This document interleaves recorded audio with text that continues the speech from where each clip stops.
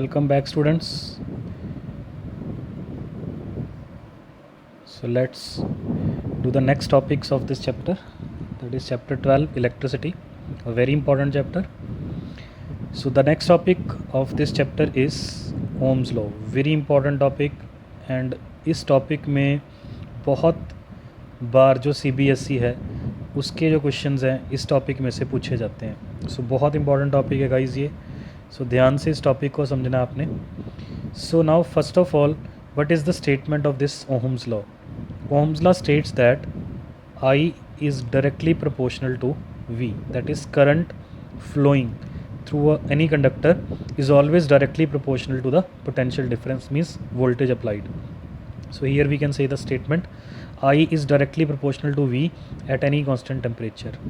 So इसे हम इस तरह से भी लिख सकते हैं दैट अगर I V के प्रोपोर्शनल है तो ऑब्वियस है V भी किसके प्रोपोर्शनल होगा, I के. सो जब हम प्रोपोर्शनलिटी साइन को हटाएंगे तो we have to add a constant. So when we add a constant here R is the constant and R is known as resistance of the conductor. So resistance को हमने पहले भी डिस्कस किया. Resistance is actually the hindrance, और we can say जो current के रास्ते में रुकावट आती है फ्लो करने से उसको अपोज करती है, उसको हम क्या बोलते हैं, रेजिस्टेंस बोलते हैं. सो इस इक्वेशन से अगर हम R को अलग कर लें, V और I को एक साथ कर दें तो R किसके बराबर आ जाएगा हमारे पास, V अपॉन I के बराबर. सो V is potential difference, I is current and R is resistance.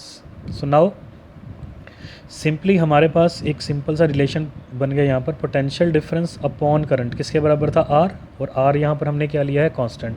सो यानी कि पोटेंशियल डिफरेंस और करंट की जो रेशो है वो हमारे पास ओम्स लॉ के अकॉर्डिंग क्या होती है, कांस्टेंट होती है, जिसको हम R के बराबर लिख रहे हैं. सो यहाँ पर हम सिंपली एक डेफिनेशन भी दे सकते हैं. So the ratio of the potential difference applied between the ends of the conductor and the current is always a constant quantity which is called resistance. So V R I के बराबर हो जाएगा, V upon I R I के बराबर हो जाएगा.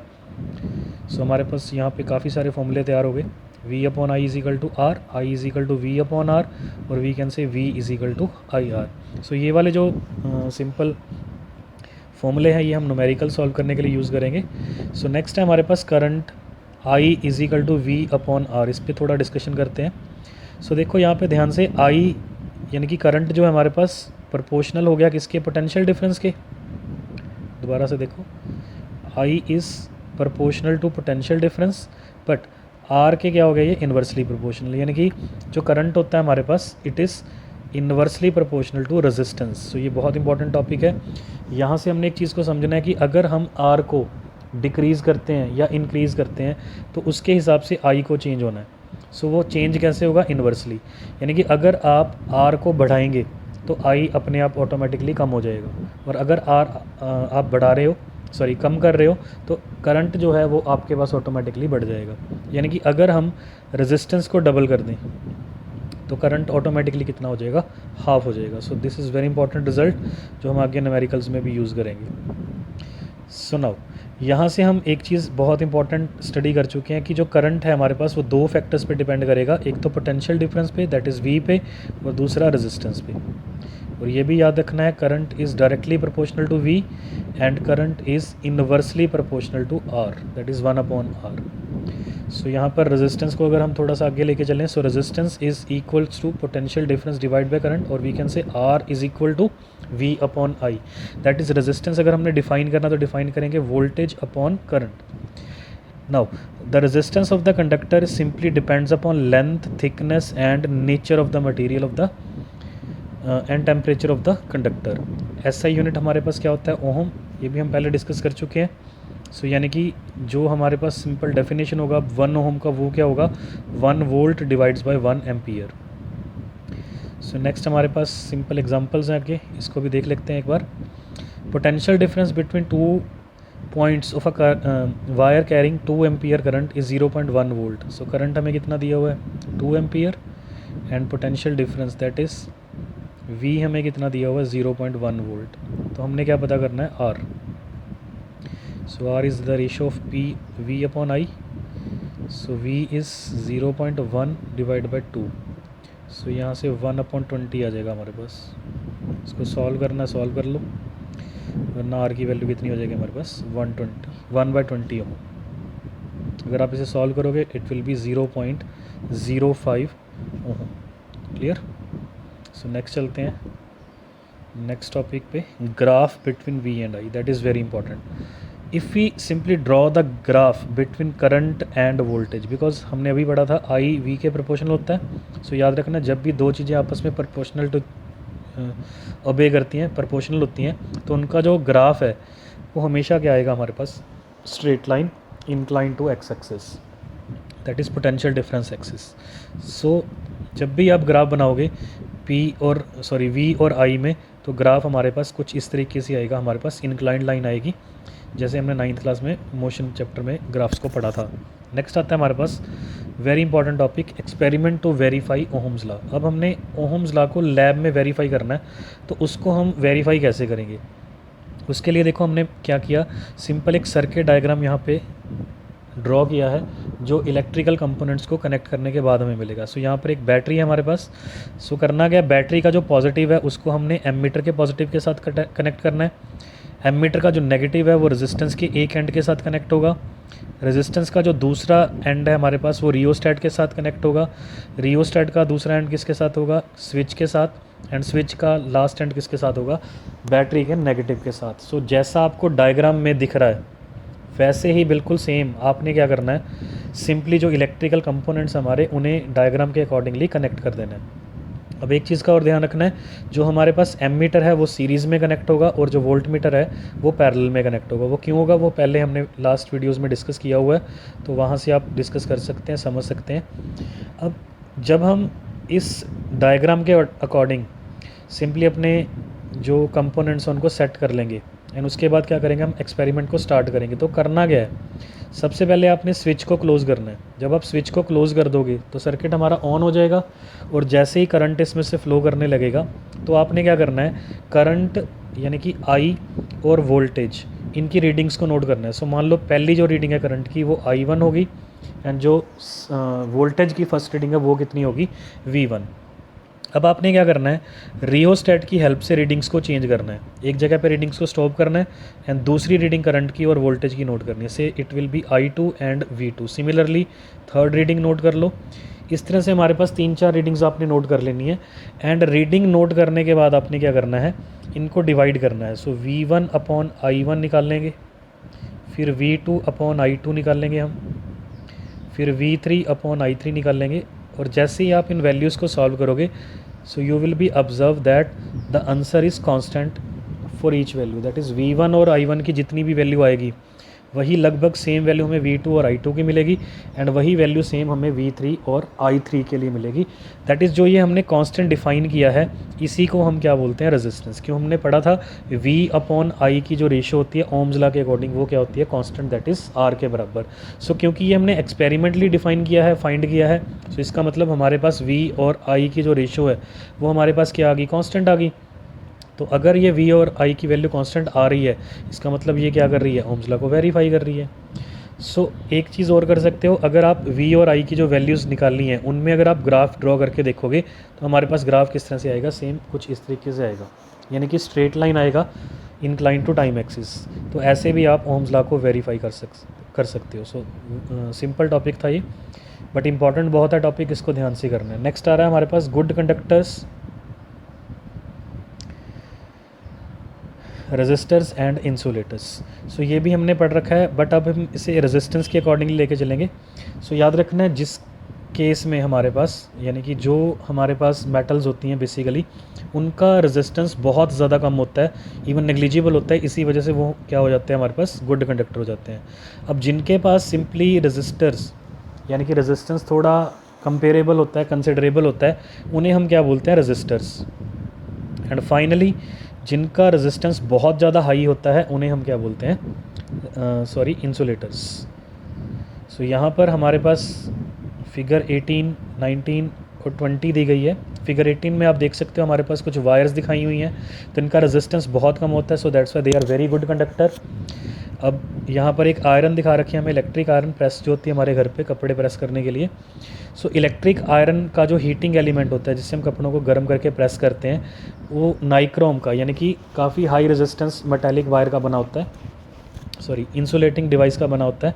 सो ये आगे पढ़ेंगे कि हम यहाँ पर अलॉय क्यों यूज़ करते हैं हीटिंग डिवाइसेस को बनाने के लिए।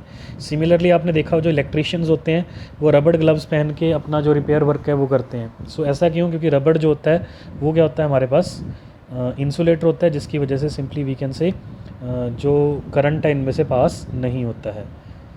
सो समझ में आ गया होगा सभी को। अब चलते हैं नेक्स्ट, इनके कुछ क्वेश्चंस वैसे ही जो हम लास्ट वीडियो में इस चैप्टर के लिए करते आ रहे हैं। सो सबसे पहले हमारे पास आता है वेरी शॉर्ट क्वेश्चंस में first question, name that law which relate the current and potential difference. अभी हमने पढ़ा था आई और वी में रिलेशन क्या होता है, I is directly proportional to V, and उस लॉ का नाम बताना है हमने। तो उस लॉ का नाम क्या होता है हमारे पास, simple Ohm's law, very simple. अब चलते हैं नेक्स्ट क्वेश्चन की तरफ। Second, name the unit of electrical symbol and give it symbol. So electrical unit होता है हमारे पास ओहम, और इसका जो सिंबल होता है कुछ इस तरीके से हम लिखते हैं, ये हम पहले कर चुके हैं। नेक्स्ट आता है हमारे पास, name the physical quantity whose unit is ohm. Ohm किसका यूनिट होता है, रेजिस्टेंस का होता है। सो यहाँ पर आंसर क्या हो जाएगा हमारे पास, रेजिस्टेंस, सिंपल। आगे चलते हैं, what is the journal name of the substance having infinitely high electrical resistance. अभी हमने पढ़ा था सिंपली जर्नल नेम हमने किसका देना, उस सब्सटेंस का जिसका रेजिस्टेंस इनफाइनाइटली हाई, बहुत ज़्यादा होता है, तो उसे हम क्या बोलते हैं, इंसुलेटर। क्योंकि कंडक्टर का बहुत कम होता है, रेजिस्टर का कंपेरेबल होता है, और बहुत ज़्यादा हाई रेजिस्टेंस किसका होता है हमारे पास, इंसुलेटर का, सिंपल। अब चलते हैं आगे क्वेश्चन नंबर 5 पे, कीपिंग द रेजिस्टेंस कांस्टेंट। अब हम आर हमने क्या रखना है, कांस्टेंट रखना है। आगे देखो क्या कह रहा है वो, potential difference across the end is half. V को हमने क्या कर दिया, हाफ कर दिया। By how much the current change. अब हमने पढ़ा है वी और आई प्रपोर्शनल होते हैं, आर जब कांस्टेंट होगा तो इसका मतलब आई भी कितना हो जाएगा, हाफ हो जाएगा, क्योंकि वी और आई सेम रेट के साथ चेंज होंगे। नेक्स्ट आता है हमारे पास, state the factor on which strength of electric current flowing in the given conductor depend. अब हमने आई के फैक्टर्स बताने। अभी हमने पढ़ा था आई वोल्टेज के डायरेक्टली प्रोपोर्शनल होता है। सो पहला फैक्टर क्या हो गया, पोटेंशियल डिफरेंस, और दूसरा फैक्टर हमने पढ़ा था रेजिस्टेंस, जिसके वो इन्वर्सली प्रोपोर्शनल होता है। सो दो फैक्टर कौन कौन से हो गए, एक तो हो गया हमारे पास पोटेंशियल डिफरेंस जिसके डायरेक्टली प्रोपोर्शनल है, और दूसरा क्या हो गया हमारे पास, रेजिस्टेंस, जिसके वो इन्वर्सली प्रोपोर्शनल है। चलते हैं नेक्स्ट क्वेश्चन की तरफ। 7th question, which has less electrical resistance, thin wire और थिक वायर। ये भी हमने पहले पढ़ा है। अब ध्यान से देखो, आर एरिया के इन्वर्सली प्रोपोर्शनल होता है। अब ऑब्वियस है थिन वायर का एरिया कम होगा, थिन वायर का एरिया कम होगा। अगर थिन वायर का एरिया कम होगा तो रेजिस्टेंस कितना होगा, ज़्यादा होगा, यानी कि इंक्रीज, यानी कि लार्ज। सो इसमें यहाँ पे पूछा गया है which has less electrical resistance. अब हमने पढ़ा है अगर एरिया लेस है तो रेजिस्टेंस ज़्यादा है। इसका मतलब जब एरिया ज़्यादा होगा, क्या ज़्यादा होगा, एरिया ज़्यादा होगा, तो रेजिस्टेंस हमारे पास क्या होगा, लेस होगा। अब एरिया ज़्यादा किसका होगा, ऑब्वियस है थिक वायर का होगा। इसका मतलब जो थिक वायर है उसका रेजिस्टेंस क्या होगा, लेस होगा। समझ में आ गया होगा सभी के। नेक्स्ट चलते हैं क्वेश्चन नंबर 8 पे, keeping the potential difference constant. अब हमने V को कांस्टेंट रखना है, पोटेंशियल डिफरेंस को। The resistance of the conductor is half, resistance को हमने क्या कर दिया, हाफ कर दिया। अब करंट कैसे चेंज होगा, अब हमने पढ़ा है I is inversely proportional to R। अगर R हाफ हो गया है तो करंट कितना हो जाएगा, डबल, इनकी इंक्रीज़ हो जाएगा, simple. Hope you understand it. Next चलते हैं क्वेश्चन नंबर 9 पे, पोटेंशियल डिफरेंस दिया हुआ है हमें V 20 वोल्ट, रेजिस्टेंस दिया हुआ है हमें 5 ohms. What current will flow in the resistance. So current हमने पता करना है। सो हमारे पास फॉर्मूला क्या होता है, I is equal to V upon R। So V की वैल्यू 20, R की वैल्यू 5 टू 20। सो यानी कि I की वैल्यू कितनी आ गई हमारे पास, 4 एम्पियर। सो सिंपल, समझ में आ गया होगा सभी के। नेक्स्ट चलते हैं क्वेश्चन नंबर 10 पे। So what is question number 10, a resistance of 20 ohm has current of 2 ampere. So current कितना दिया हुआ हमें, 2 amperes. What potential difference, sorry यहाँ पे रेजिस्टेंस भी गिवन है, R is equal to 20 ohm. So we have to find voltage. So voltage का formula क्या होता है, R मल्टीप्लाई I। R की वैल्यू 20, इसका 2, so 40 volt, simple. Number 11, current दिया हुआ है हमें 5 एम्पियर, बिल्कुल सिंपल न्यूमेरिकल्स हैं ये तो। वोल्टेज हमारे पास 3 वोल्ट दी हुई है और यहाँ पर हमने क्या पता करना है, आर। सो आर का फॉर्मूला क्या होता है, V upon I, that is ratio of potential difference to the current. So 3/5। So यहाँ पे जाएगा नहीं ये क्योंकि 5 बड़ा है, 3 छोटा है। सो पॉइंट लगा देंगे, 5 6 30। सो 0.6 ओहम। सो ये भी सिंपल ही था। लास्ट क्वेश्चन हमारे पास 12th। Ohm's law states relation between potential difference and current, क्योंकि हमने पढ़ा है V is directly proportional to I। So guys यहाँ पर वीडियो को ज़्यादा लंबा नहीं करते हैं। सो होप आज जो टॉपिक्स हमने कवर किए हैं ओम्स लॉ के, बहुत इंपॉर्टेंट टॉपिक है गाइस। इस वीडियो को थोड़ा सा ध्यान से समझें, ध्यान से देखें, बिकॉज इस टॉपिक में से 100% पेपर में क्वेश्चन आएगा ही आएगा। सो इसके लिए आप अपनी रेफरेंस बुक या फिर अपने जो NCERT बुक हैं उनको थोड़ा रिवाइज़ करते रहें। सो क्योंकि हमें पता है लॉकडाउन चल रहा है, सो ऑनलाइन क्लासेस आपके लिए ही बनाई गई हैं। फ्री में अगर हम क्लासेस को अटेंड कर रहे हैं तो इसका कोई नुकसान नहीं है। सो बस एक रिक्वेस्ट है आपसे कि इस चैनल के साथ जुड़िए, और सजेशन भी अगर आप कोई देना चाहते हैं कि अगर हम वीडियो में कुछ इम्प्रूवमेंट करें तो कैसे कर सकते हैं, ये भी आप बता सकते हैं। सो सब्सक्राइब ज़रूर करें चैनल को, लाइक शेयर, ताकि आगे जो और स्टूडेंट्स हैं वो भी हमारे साथ जुड़ पाएँ, क्योंकि हम नहीं चाहते कि लॉकडाउन के दौरान किसी भी बच्चे की स्टडी का लॉस हो। So thank you, have a nice day. मिलते हैं नेक्स्ट वीडियो में। सो तब तक के लिए शुक्रिया, बाय बाय।